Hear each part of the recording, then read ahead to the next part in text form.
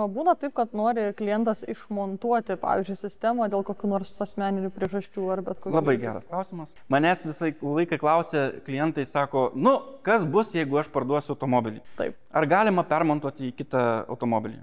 Taip, priklausomai nuo automobilio, kaštai maždaug išmontavimo ir sumontavimo maždaug yra apie pusę kainos, grubiai. Kaip ir taupo, ne? Bet kokia tikimybė, kad tas pirkėjas, kuris pirks iš tavęs automobilį, tavęs neįkalbės palikti tą sistemą? Dažniausiai palieka. Ta programėlė reikia perinstaliuoti pas jį. Tada rekomenduoja mus, kad atvažiuotų pas mumis ir mes perrašom visą akauntą, perprogramuojam ant kito žmogaus. Tas kainuoja 60 eurų dabar šiai dienai, papildomai ta paslauga ir užtrunka iki valandos.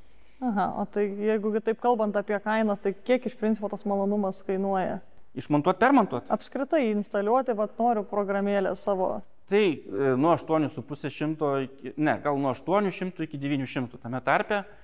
Jeigu nenori dar geresnių saugumo ir ten gali komplektuoti dar ir versiją, ir tabletės. Yra ką komplektuoti, yra geresnį saugumą. Tai toj kainoj, kur aš dabar minėjau, yra įskaičiuotas SIM kortelės mokestis metams. Duodam jam amžiną garantiją. Tokiu atveju. Garantija kam?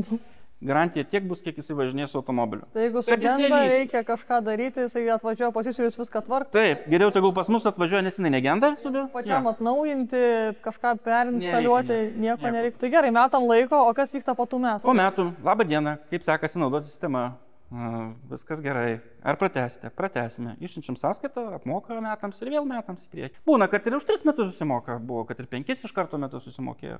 Visokių tų situacijų, bet dažniausiai metams jau. Tai jūs ant savęs jau kaip pasikabinate tą mokestį, tai tiesiog prasitęsinėja žmogui daug. Taip pastebėjom, kad patogiausia iš tikrųjų, nes būna žmogus atsiveža tą kortelę, paskui jis ten jos nepratęsė, skambina, sako, kad neveikia jūsų sistema, o ten nėra ryšio, tai jau seniai. Taip yra patogiausia, nereikia nei žmogui ten susitarė laiką, atvažiavo, sumontavom, išvažiavo. O ką jam reikėtų? Skambinti operatoriui, ieškoti SIM kortelės. Kaina 50 eurų metams su roamingu, tai kas gaunasi 4 eurai su PVM mėnesinis. Ir veikia užsienį be problemų. Jo, ir normalus abonentas.